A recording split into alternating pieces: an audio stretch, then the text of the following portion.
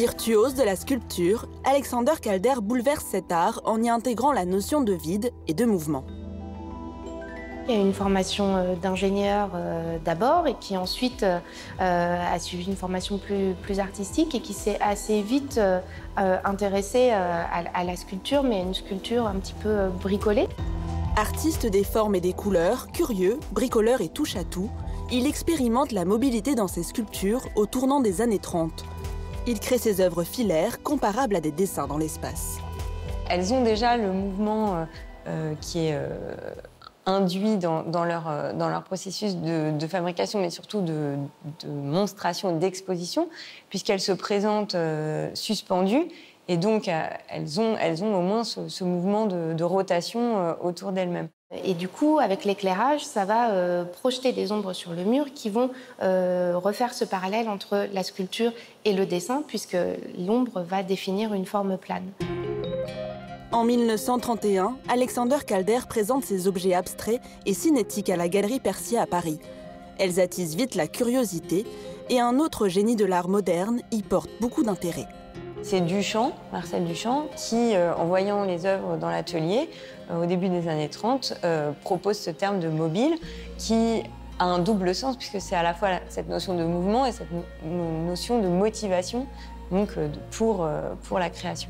Alexander Calder rend mobile l'immobile. Ses œuvres défient la gravité, cherchent l'équilibre et sont bercées par la force du vent.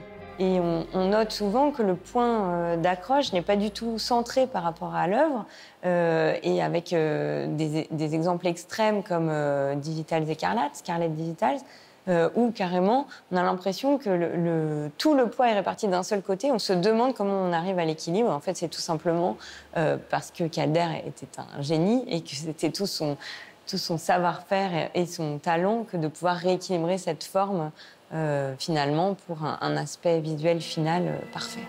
Pour l'artiste, chaque mobile doit être gracieux et élégant. La nature devient sa principale source d'inspiration, comme ici, des nénuphars rouges et métalliques. Un mobile qu'il nomme Red Lily Pads. En fait, les disques se déplacent de manière très délicate et très subtile et reproduisent le mouvement des fleurs sur l'eau. Donc on a aussi toute cette poésie et cette polysémie dans le travail de Calder. Cette œuvre monochrome côtoie une joyeuse polychromie.